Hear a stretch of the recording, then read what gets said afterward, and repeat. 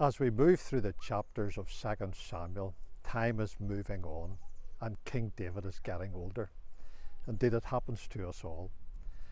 As we come towards the end of chapter 21, David, the seasoned warrior of many campaigns over the most of 50 years, is becoming an old man.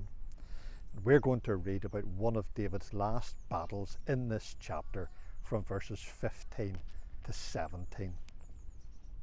Moreover, the Philistines had yet war again with Israel, and David went down and his servants with him, and fought against the Philistines. And David waxed faint. And Ishbi-benob, which was of the sons of the giant, the weight of whose spear weighed 300 shekels of brass in weight, he being girded with a new sword, thought to have slain David. But Abishai the son of Zeruiah succoured him, and smote the Philistine, and killed him.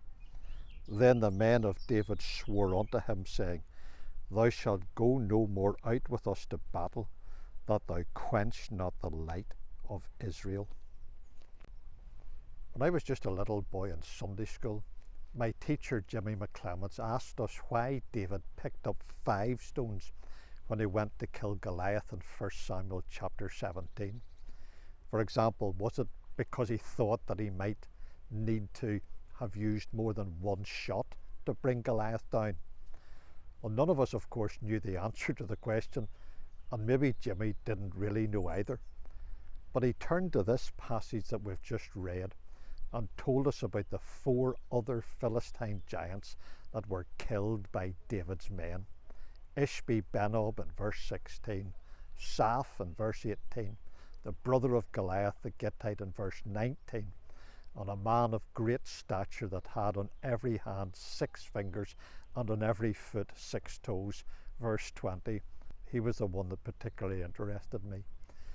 Maybe it was the case, said Jimmy, that David had a stone for each of those giants as well as one for Goliath. Now, while David had been able to go out against Goliath many years before, in the battle that we have read about today, David waxed faint, verse 15. And the giant thought to have slain David, verse 16.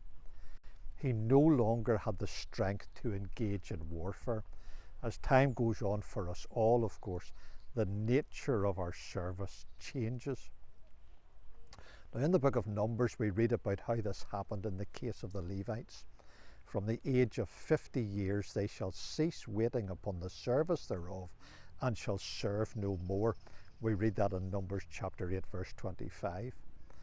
A lot of the Levitical service was heavy work, and as they got older, this kind of work was left to the younger men, understandably so. In that sense, their service ended. That is, that type of service. In the following verse in that chapter, we read that they shall minister with their brethren in the tabernacle of the congregation to keep the charge, and shall do no more service. That's verse 26. What does that mean? It means that the nature of their service changed. They moved from strenuous work to lighter duties, a more overseeing role where their wisdom and experience could be passed on to the younger Levites. Now, I think that this is what the men of Israel meant when they said to David, Thou shalt no more go out with us to battle, that thou quench not the light of Israel, verse 17. They saw their need for David, but in a different role. They had the wisdom to see that they needed to take on the burden of warfare, and David had the wisdom to recognize it too. How important it is for all of us to be willing to pass on the baton when the time comes, and to step up to the mark when that responsibility comes our way. May the Lord help us to have that wisdom.